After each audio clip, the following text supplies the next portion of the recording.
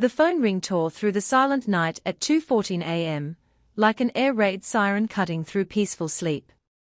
For a travel nurse who had just finished a brutal 12-hour shift in the ICU, that sound sent my heart racing before my eyes even opened. I fumbled for the phone on my nightstand, knocking over an empty coffee cup in the process.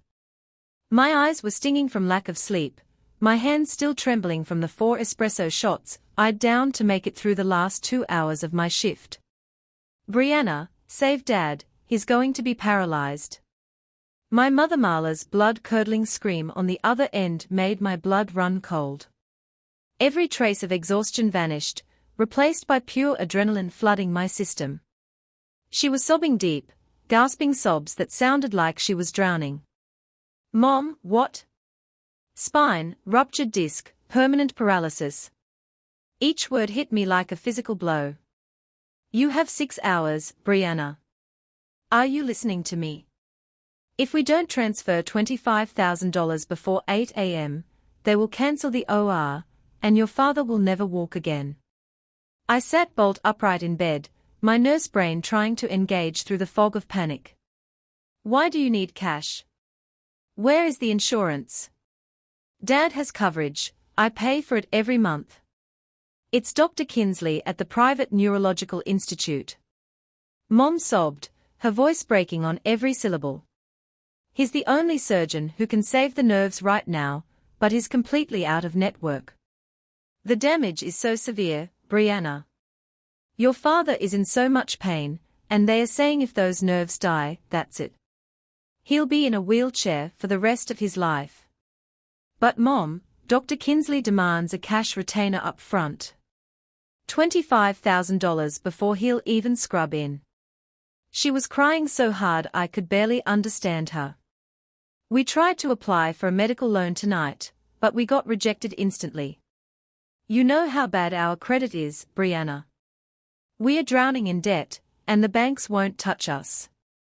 We have no liquidity, nothing. I'm watching your father suffer right now, and there's nothing I can do." The lie was perfectly tailored to my fears, perfectly calibrated to exploit everything I knew about my parents' relationship with money. And I knew they were terrible with it. That was exactly why I paid their mortgage directly to the bank instead of giving them cash. It was entirely plausible to me that their credit score was tanked and no bank would lend them a dime. I woke Vaughn, shaking his shoulder hard. My fiancé sat up immediately, his engineer's mind switching on as he took in my tear-streaked face. "It's Dad," I choked out.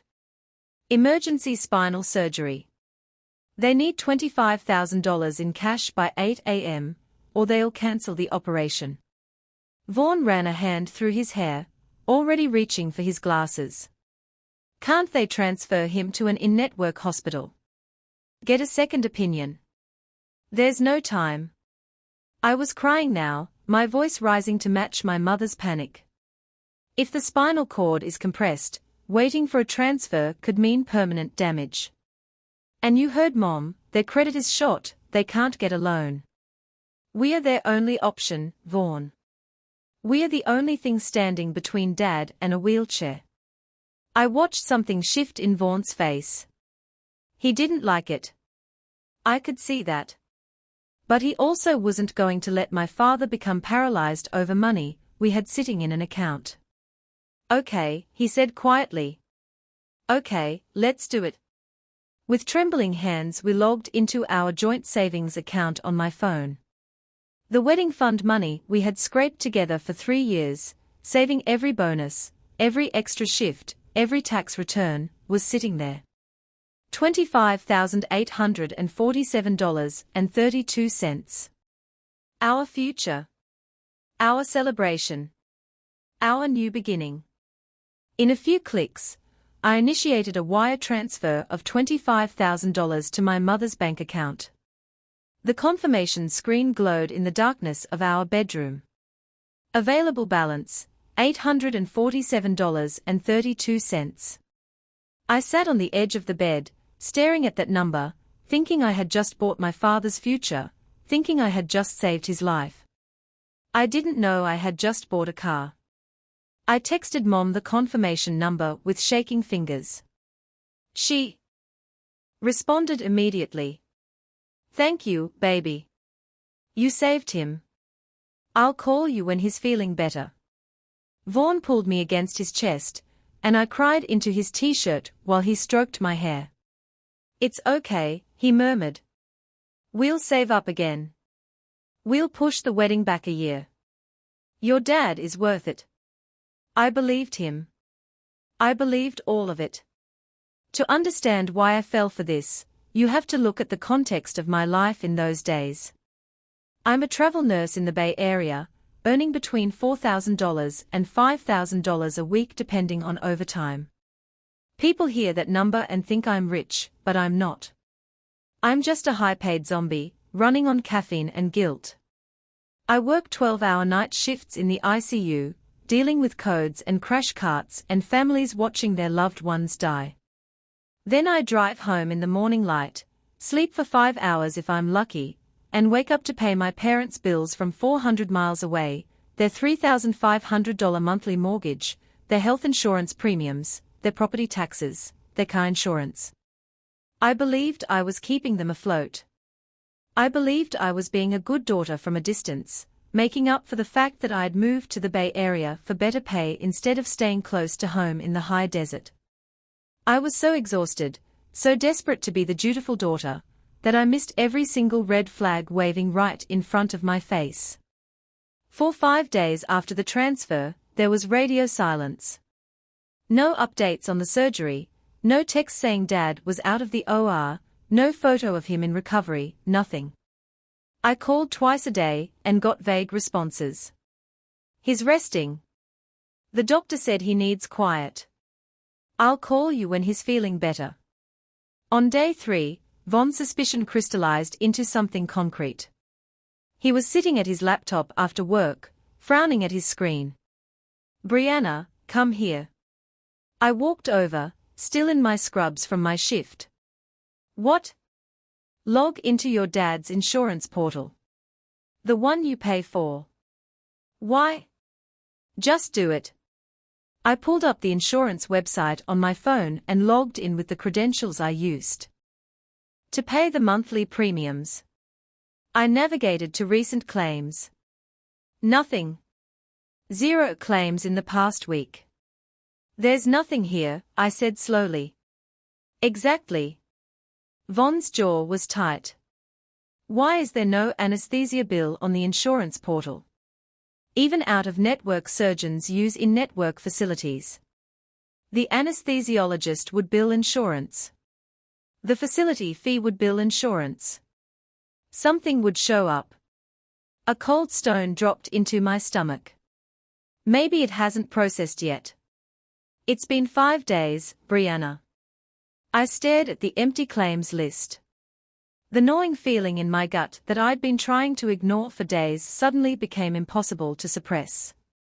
"We need to go there," I heard myself say. "We need to drive down there." Vaughn was already closing his laptop. "I'll pack a bag." We drove 6 hours through the night from the Bay Area down to the high desert, taking turns at the wheel while the other one tried to sleep. But I couldn't sleep. I kept running through scenarios in my head. Maybe the surgery was so specialized it hadn't hit the insurance system yet. Maybe there was a billing delay. Maybe. "Stop," Vaughn said gently, reaching over to squeeze my hand. "We'll know soon." We pulled into my parents' driveway just as the sun was coming up, painting the desert sky in shades of orange and pink. I was prepared for anything. A wheelchair ramp. A hospital bed visible through the window. My father in a back brace, moving carefully. Instead, time stopped. My dad, Leland Hayes, the man supposedly recovering from emergency spinal surgery 5 days ago, was climbing a ladder. Not struggling up a ladder, not being helped up a ladder, climbing it with the agility and confidence of a man who had never had back surgery in his life.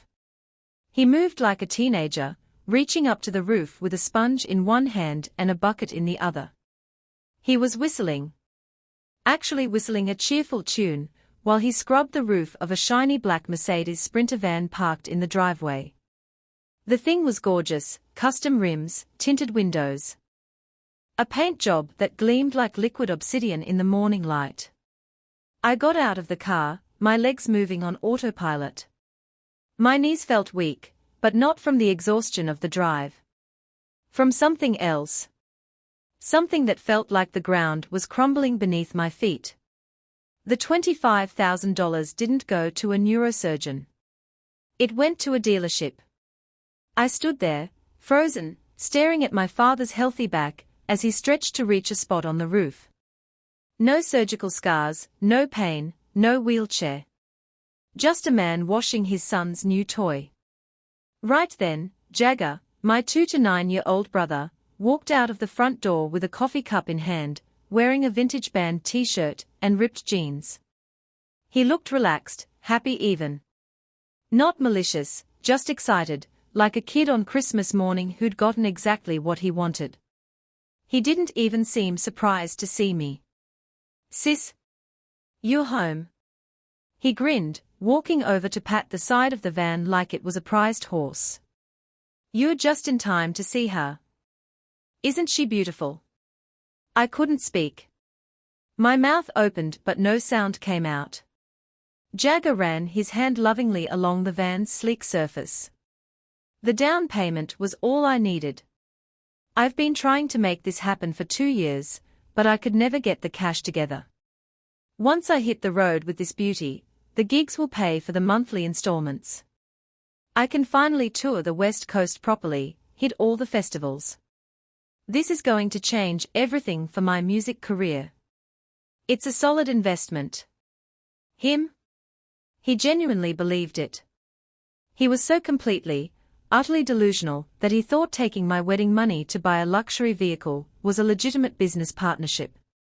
Like I was a venture capitalist who'd just funded his startup. Down payment. The word came out as a whisper. My voice trembling. Mom said you couldn't get a loan because your credit was bad. I sent that money because I thought no bank would approve you. Jagger laughed, actually laughed oblivious to the bomb he was dropping. What? No way. The dealer ran Mom and Dad's credit, and it came back over $750. The guy was super impressed. Said they were model customers. That's why they approved the financing for the remaining $35,000 so fast. We just needed your cash to unlock the 20% down payment they required for the premium model. The world tilted sideways. Over $750. Their credit score was over $750. I stood there on the driveway, the desert sun already beating down on my head, and the full picture snapped into focus with brutal clarity. For 2 years, I had been paying their mortgage directly to the bank. Not giving them cash, never cash, because I knew they couldn't handle money. I sent the payment straight to the mortgage company, every single month, $2,800 on the dot. I paid their insurance premiums, their property taxes, everything that could hurt their credit if it went unpaid, I paid.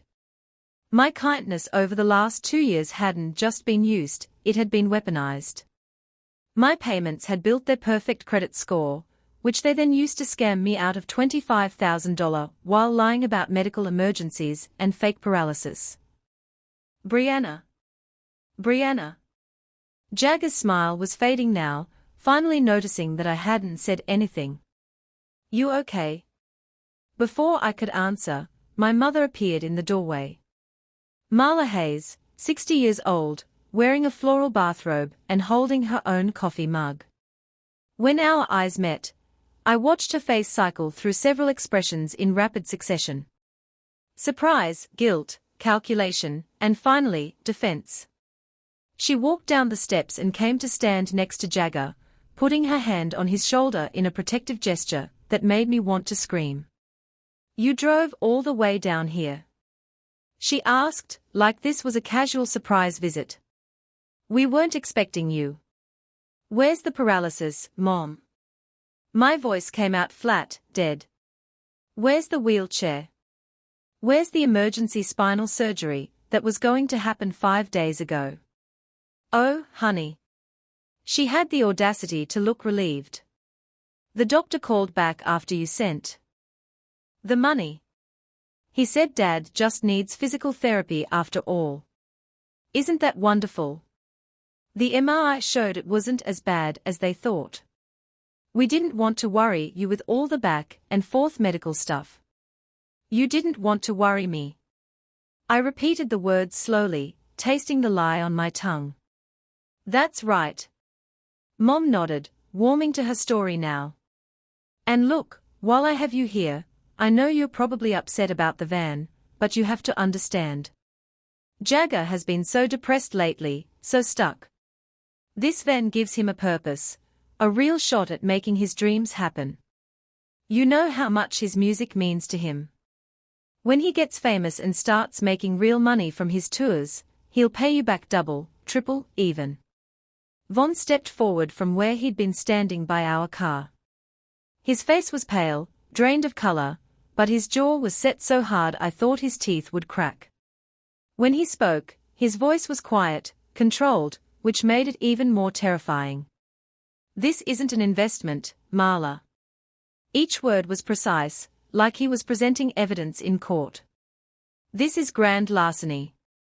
You looked your daughter in the eye, lied about her father being paralyzed, fabricated an emergency surgery, and stole her wedding fund to buy a toy for your unemployed son. Do you understand what you've done? You committed wire fraud. You are sick. Mom's face flushed red. How dare you speak to me that way? We're family. This is between me and my daughter. I'm about to be family too, Von cut her off, his voice dropping even lower. And I'm telling you right now, if you were anyone else, would already be on the phone with the police. We have the texts. We have the wire transfer record. We have documented proof of fraud. You wouldn't dare. But Mom's voice wavered slightly. I looked past her at my father, who had finally climbed down from the ladder. Leland Hayes stood there with his sponge still in hand, water dripping onto the driveway, pretending to be very interested in a spot he'd missed on the windshield. Not defending his wife. Not apologizing to his daughter. Just avoiding. I looked at Mom, who was already preparing her next excuse, her next manipulation, her next way to twist this into somehow being my fault. And I looked at Jagger, who was still standing next to the van with a confused expression, like he couldn't understand why everyone was so upset about his investment opportunity. For the first time in my life, I didn't see family. I saw a black hole that would never be full, no matter how much of myself I threw into it. I saw people who had turned love into a transaction. And I was always the one paying. A cold, clear decision began to form in my mind. Not revenge, not yet. Just a simple boundary that I should have drawn years ago. Seeing that I wasn't accepting the investment narrative, Marla switched tactics with the speed of a seasoned manipulator. She stepped closer to me, her face shifting from defensive to wounded. Why are you being so calculating with your brother? Her voice took on a hurt, bewildered tone. Vaughn is an engineer making great money, and you're a high-paid nurse pulling in thousands every week. You too can earn that money back in a few months, it's just a number in an account to you. But your brother. He has a sensitive soul, Brianna. He needs this van to find his inspiration, to finally break through and make something of himself. Stop acting like a victim when you're the one with all the money. The words hit me like a slap. In 2 sentences, she had transformed the entire narrative. I was no longer the daughter, who had been robbed through an elaborate medical lie. I was the greedy villain, the cold-hearted sister hoarding wealth, while her struggling artist brother just needed one chance. Are you serious right now? I heard myself say, my voice rising. You told me Dad was going to be paralyzed. You said I had 6 hours to save him. You made me think. I was stressed. Your father was in pain.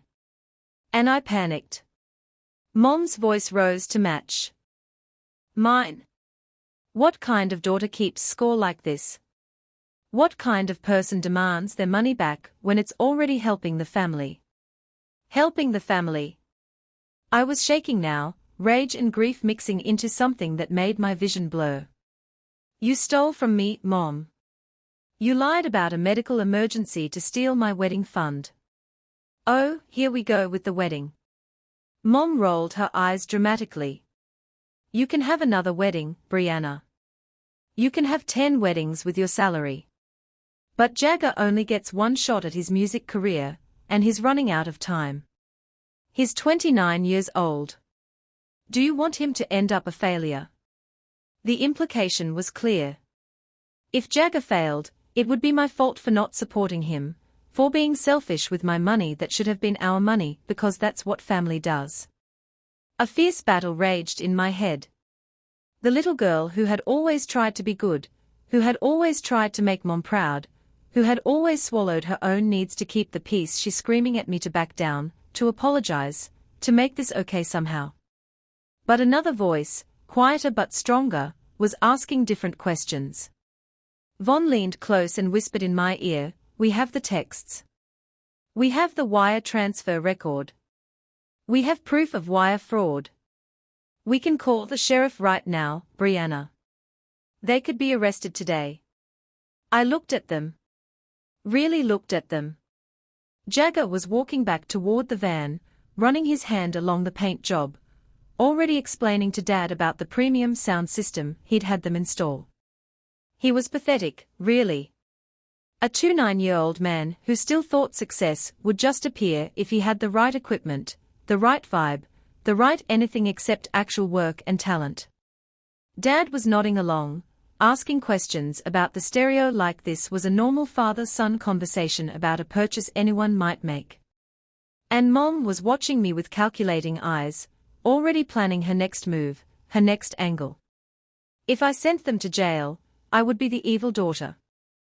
Forever.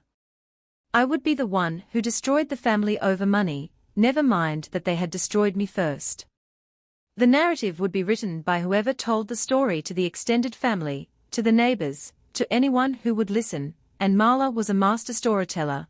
I wanted a different kind of justice. Something that would hurt more than a court date, something that would last longer than a fine. I asked myself a question that would haunt me for years. Was I wrong for not calling the police right then? I had the evidence, I had witnesses, I had every legal right to press charges for wire fraud, but instead, I made a choice. I looked straight into my mother's eyes and said, calm and clear, fine. Jagger is your investment, right? Your golden ticket to future wealth. Exactly, Mom said, relief flooding her face. I knew you'd understand once. You? Then let that investment support you from now on. The relief vanished, replaced by confusion. What? You heard me. If Jagger's music career is such a sure thing, if this van is going to make him rich, then he can take over the bills I've been paying, the mortgage, the insurance, the property taxes. All of it. Don't be dramatic, Brianna. Mom waved her hand dismissively. You're upset. I get it. But let's not. I'm not being dramatic. I took a step back, deliberately putting distance between us. I'm being done. You're not thinking clearly. Mom tried again, her voice taking on a soothing quality. Why don't you come inside, have some coffee, and we can talk about this like adults? We are talking like adults.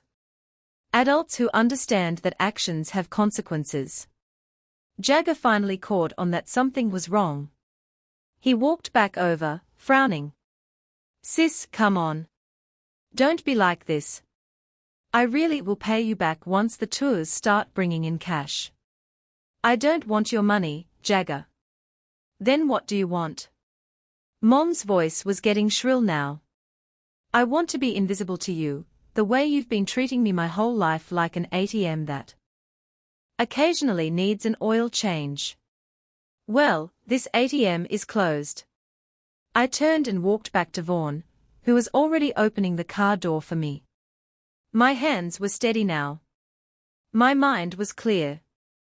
Brianna Marie Hayes. Mom shouted as I slid into the passenger seat. Don't you dare drive away from me. Don't you dare cut off your own family. But I did. Vaughn started the engine, and we pulled out of that driveway while Mom stood there screaming and Dad just watched, and Jagger looked confused, probably still not fully understanding what had just happened. As soon as we turned the corner, my phone buzzed. A text from a number I had saved as Aunt P, Paula. I saw the van. I heard the screaming. Did they seriously buy that with your wedding money? Paula. My mother's biological sister, the black sheep of the family, who had moved to the other side of the county specifically to get away from Marla's drama. The aunt who had always been honest with me, even when it hurt. I texted back. Yes. They told me Dad needed emergency spine surgery. Paula. Oh, honey. Oh no, I am so sorry. Your mother is. I don't even have words. Listen. If you need eyes on the ground, if you need someone to tell you the truth about what's happening here, I'm here. Just don't tell them I'm talking to you. A lifeline. An ally behind enemy lines. Me? Thank you. I might take you up on that. Paula. Whatever you need. I mean it. I've watched Marla manipulate you for years, and I've hated myself for not speaking up sooner. I'm speaking up now. I put my phone down and looked out the window at the desert landscape flying past. Vaughn reached over and took my hand. What are you thinking? He asked quietly. I'm thinking, I said slowly, that they have no idea what's coming. On the drive back to the bay, somewhere between mile marker 150 and 151, on Interstate 5, I made the decisive move. I pulled out my phone and opened my banking app. The mortgage payment was scheduled to auto-draft in 3 weeks, on the 1st of next month. $2,800, like clockwork, directly to the bank that held their mortgage. I clicked into the settings. Mortgage direct pay. Cancelled. Then I opened the insurance portal. Their health insurance policy that I'd been paying for 2 years. The one that cost me $700 a month. Policy auto pay. Cancelled. The $3,500 per month life support I'd been providing was severed. Just like that. No phone call. No warning email. No certified letter giving them 30 days notice. I didn't send a warning text. I didn't write an explanation. This was the trap, though I didn't think of it that way at the time. I was just done. Completely, utterly finished. Vaughn glanced over from the driver's seat, noticed the glow of my phone screen. What are you doing? Cutting them off. The payments. All of them. He was quiet for a moment, then nodded. Good. Here's what I understood about my parents and Jagger, what I'd learned from 32 years of watching them operate. They heard my words in that driveway, but they didn't believe them. They thought I was bluffing. They thought this was just another fight that would blow over, because all our other fights had blown over. In their minds, I was the eternal fixer. The responsible one. The girl who always paid the bills in the end, because she was too afraid to let them fail. They believed that by the first of the month, the money would magically appear in their accounts, as it always did. That I would cool down, feel guilty, and resume my role as the family's financial safety net. Their arrogance blinded them, and I was counting on it. When we got back to our apartment in the Bay Area, I did something I'd never done before.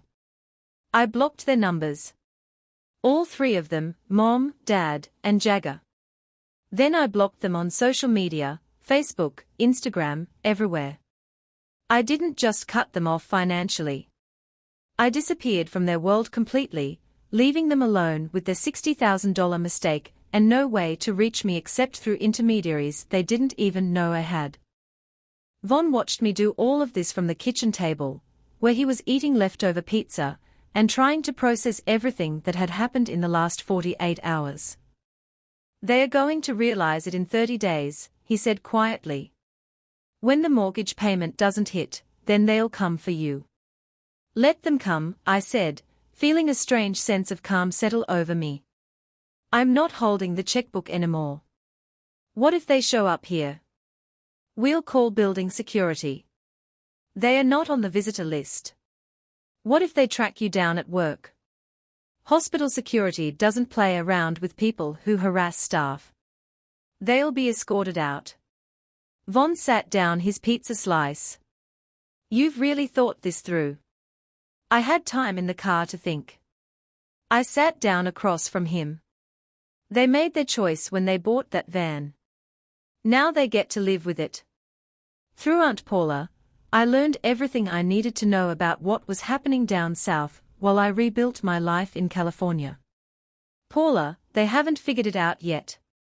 Your mom is telling everyone at church about Jagger's big tour plans. She's so proud, showing people pictures of the van.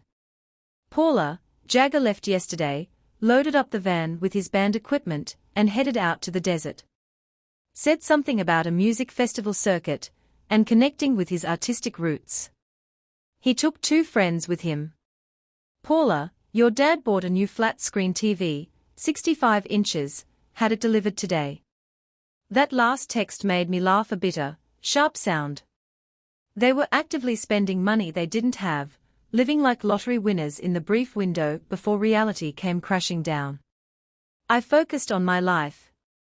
I picked up extra shifts at the hospital, working 4 12-hour shifts a week instead of 3. The overtime pay was incredible. I watched our wedding fund slowly start to rebuild. $847, then $1,500, then $3,200. Von and I talked about postponing the wedding until we had the money back. But we also talked about something else. "What if we just did it?" he said one night while we were cooking dinner together. "City Hall. Your friend Sarah as a witness. My brother. Then dinner somewhere nice." "That's not the wedding we planned." "No, but it's a wedding. And honestly, after all this, I kind of just want you to be my wife. I don't want to wait another year for a party." I thought about it while I stirred pasta sauce. Thought about how the big wedding had been partly for my parents anyway, for Mom to show off to her church friends, for Dad to walk me down the aisle and feel important. "City Hall sounds perfect," I said. We got married on a Tuesday afternoon in October, 3 weeks after the driveway confrontation. Sarah and Von's brother Mike were our witnesses. I wore a cream-colored dress I already owned. Von wore his nice suit. We said our vows in front of a judge, and then we went to a fancy restaurant where we ate steak and drank wine, and laughed about how we'd just saved $20,000 by skipping the big wedding. I didn't tell my parents. Why would I? They weren't paying for it. They weren't invited. They had already taken their piece. Through Paula, I learned that they still hadn't figured it out. 3 weeks had passed since I'd cancelled the payments, but the mortgage wasn't due until the 1st of the month. They were living in blissful ignorance, convinced I was just mad and would get over it. "Paula, your mom tried to call you today. Got this number is no longer in service message. She thinks you changed your number and didn't tell her. She's telling everyone you're being childish." "Good. Let her think that. Paula, Jagger's still gone. The van tracker shows he's somewhere near Joshua Tree. I think he's actually camping out there." I didn't respond to that one. I didn't care where Jagger was. November 1st was coming. The day the mortgage payment would fail to process. The day the insurance premium would bounce.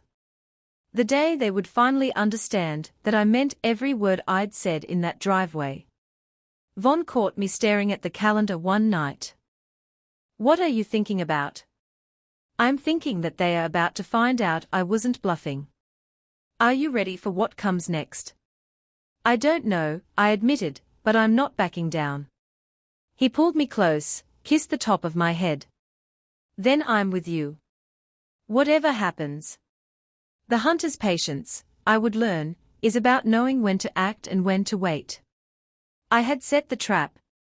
Now all I had to do was let them walk into it, and they would, because they always did. The silence broke exactly a week later, but I heard it through Aunt Paula. I was midway through a 12-hour shift at the hospital when my phone buzzed.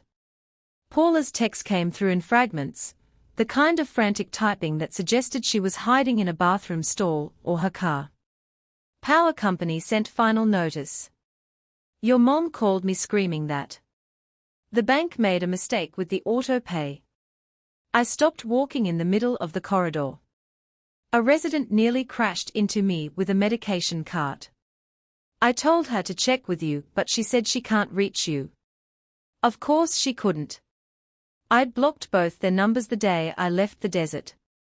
She ended up selling your dad's fancy espresso machine to keep the lights on. The one he bought last Christmas. $400 on Facebook Marketplace. I slipped into an empty supply closet and read the message again. The trap had snapped shut. The espresso machine. Dad had bragged about it during one of our mandatory Sunday calls last year. Top of the line, Brie. Makes cafe quality lattes. Your mother got it for me as an early Christmas present. Translation. Marla had bought it with money that should have gone toward their mortgage, and now they were liquidating assets to survive. I typed back to Paula with steady fingers. Don't tell them how to reach me. Let me know if anything else happens. Are you sure? Your mom sounded really scared. I'm sure. I pocketed my phone and returned to my shift. A code blue was called on the second floor. I ran toward it without looking back. Over the next few months, Paula's updates painted a picture of absolute ruin. Each text arrived like a news bulletin from a distant war zone. Clinical. Factual. Devastating. By the second month, Paula texted that Jagger had come home. He wasn't working. My mom kept making excuses for him, saying he was regrouping and networking. The van was parked in the driveway like a monument. In the third month, things deteriorated further. Dad tried to get a part-time job at Home Depot, but Mom made him quit after 2 weeks, claiming it was humiliating for a man his age. Paula said they were eating through their credit cards now. Month 4 brought car troubles. The van needed new tires, which cost $800. Jagger told them he'd pay them back when the sponsorship comes through, but it never did. They put it on a card. I read each message in my car before driving home. I never responded with more than okay or, thanks for the update. I didn't ask questions. I didn't offer solutions. I was a researcher observing an experiment, watching variables collapse in real time. Vaughn noticed the change in me. He'd catch me staring at my phone with an expression he couldn't quite read. You okay? You okay? He asked one night as we sat on the couch, his arm draped around my shoulders. I'm fine, I said, just tired. Brianna. He turned my face toward his. You're smiling. I was. I hadn't even realized it. They are drowning, I said quietly. And I'm not jumping in to save them. Vaughn kissed my forehead. Good. The 5th month brought the phone call I'd been waiting for. Paula texted first. Your dad is about to call Vaughn. He's desperate, just warning you.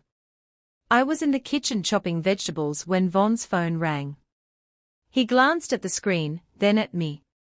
I nodded. He answered on speaker. Von, son. Dad's voice was smaller than I remembered.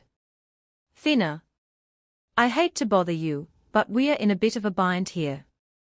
What kind of bind? Von's tone was perfectly neutral. He could have been asking about the weather. We need about $500 for groceries. Just a loan. We'll pay you back next month when Marla's pension check comes in. My knife stilled against the cutting board. $500. That was 4 months of car insurance on the Mercedes Sprinter van sitting in their driveway.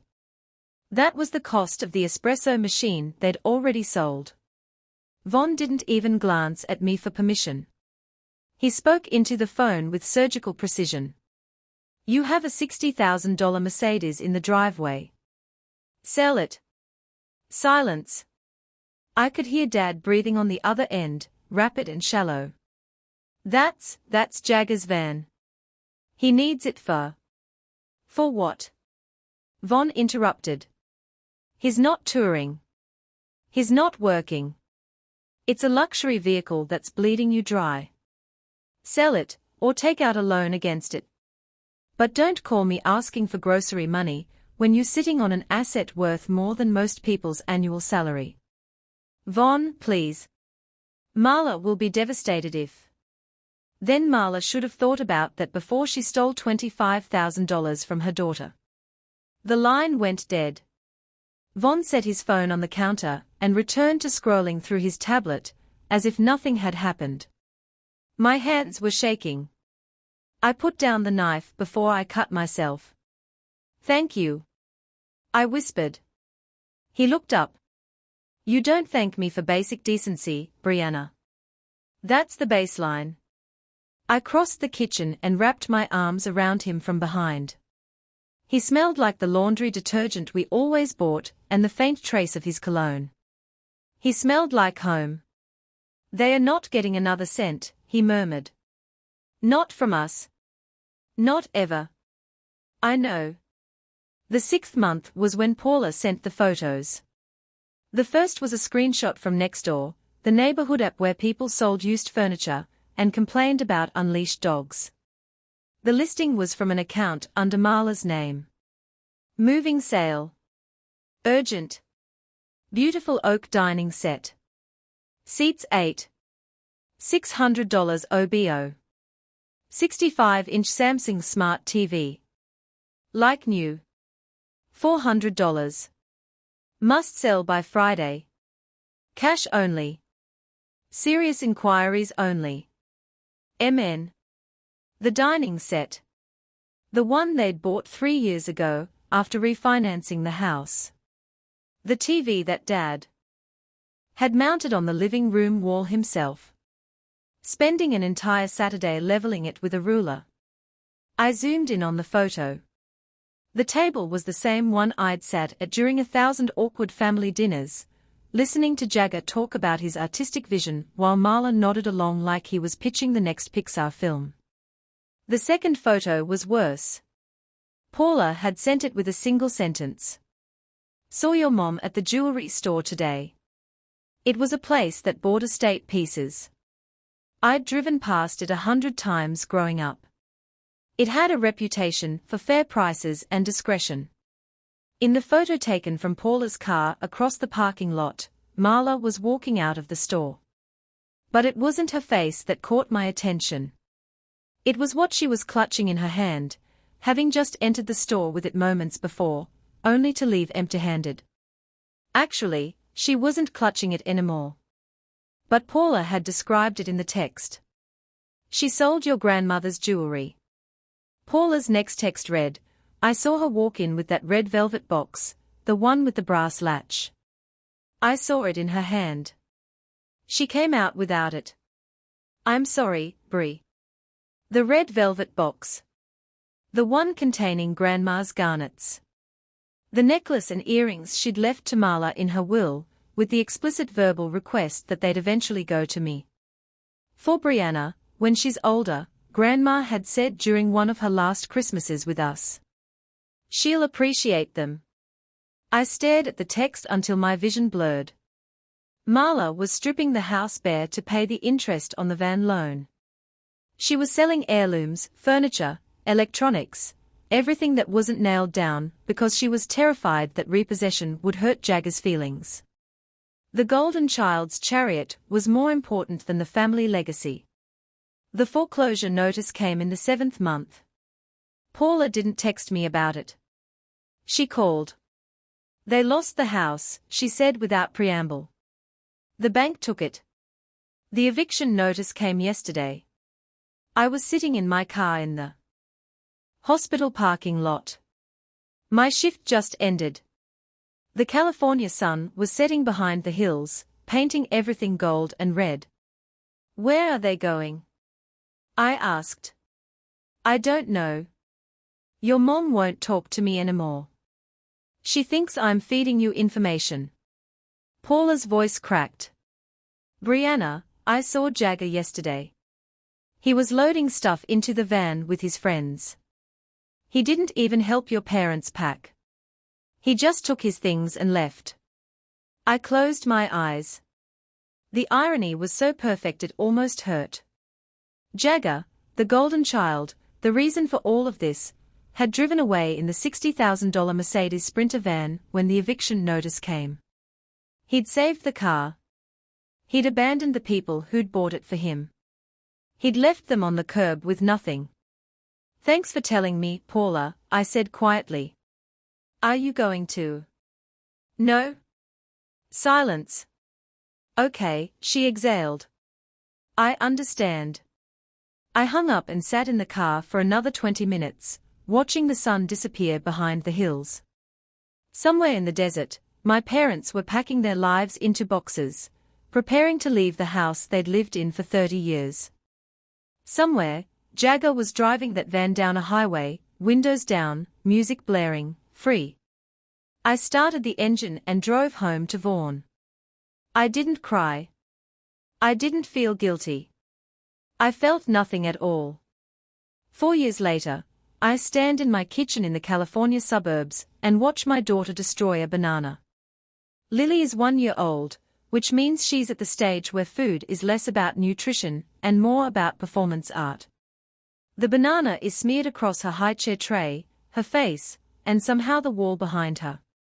She looks at me with enormous blue eyes, Vaughan's eyes, and laughs like she's just invented comedy. You're a menace, I tell her. She claps her banana-covered hands in response. Vaughan appears in the doorway, coffee mug in hand, already dressed for work. He takes in the scene and grins. Should I call hazmat? Probably. He crosses the kitchen and kisses the top of my head, then leans down to kiss Lily's cheek. She immediately tries to grab his tie. He's learned to tuck it into his shirt before entering her blast radius. This is my life now. Modest, 3-bedroom house with a mortgage we can actually afford. Healthy savings account. A daughter who will never know what it's like to be the unfavorite child. A husband who sets boundaries like he's building fortresses. We are happy because our life is peaceful. The mail comes at 10 a.m. I'm wiping banana off the wall when I hear the slot in the front clatter.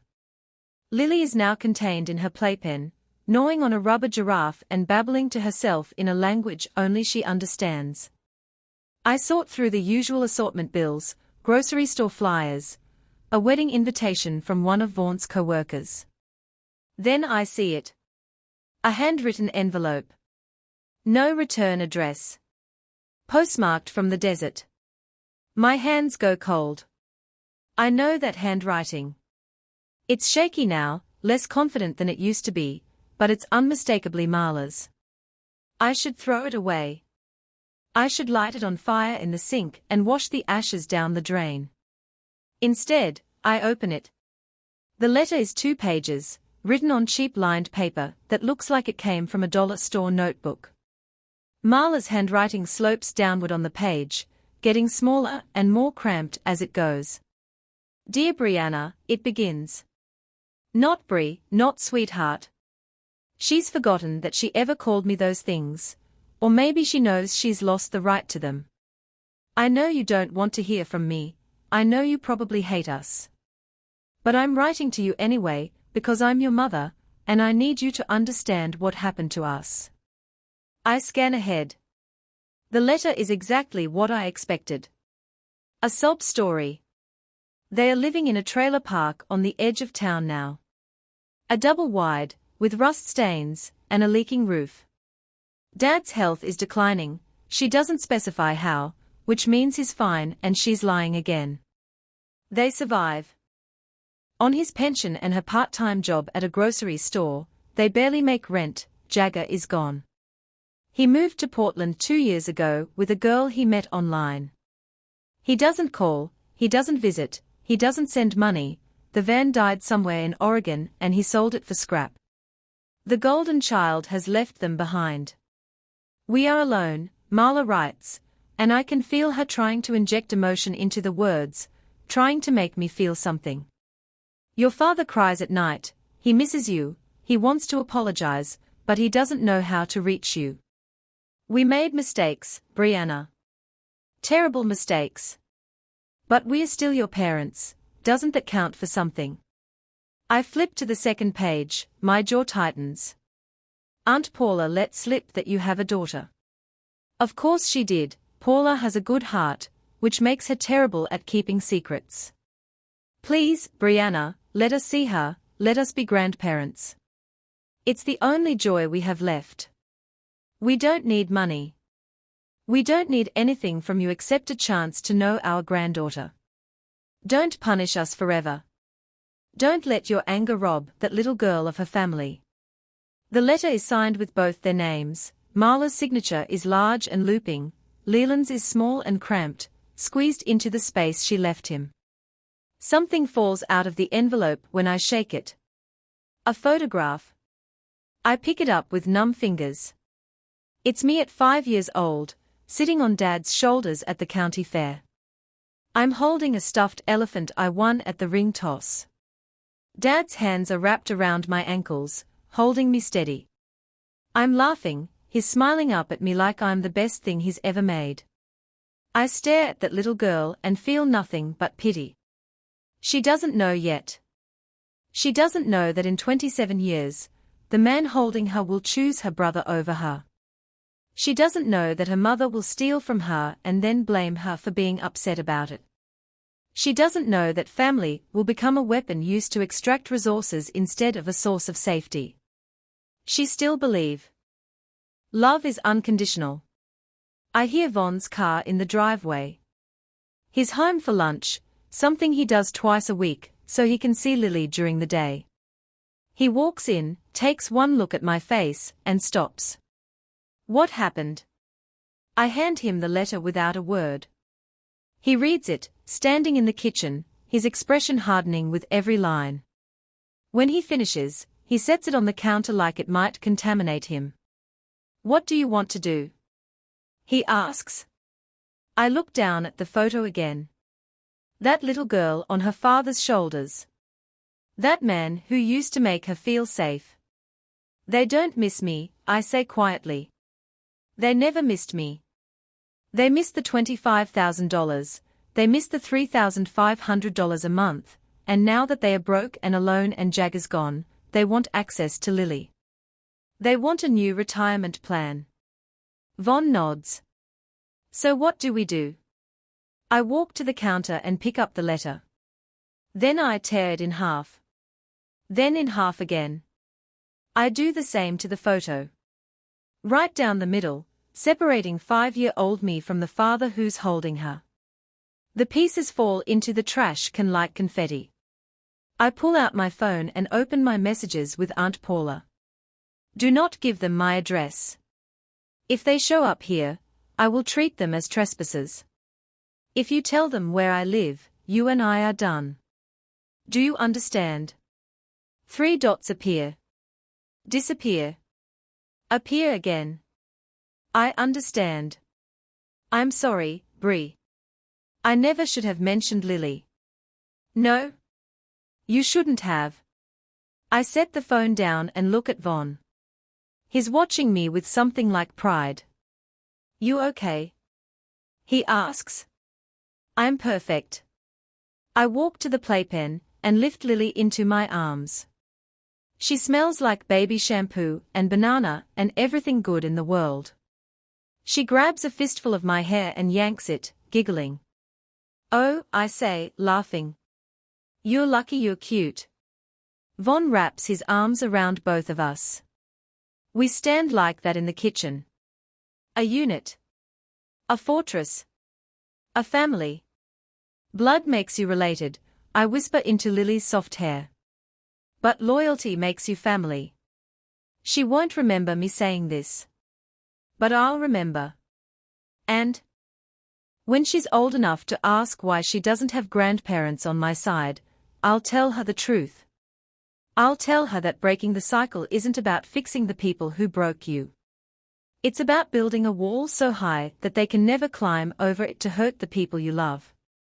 The letter is in the trash. The photo is destroyed. The door is closed. And we are finally, completely, free.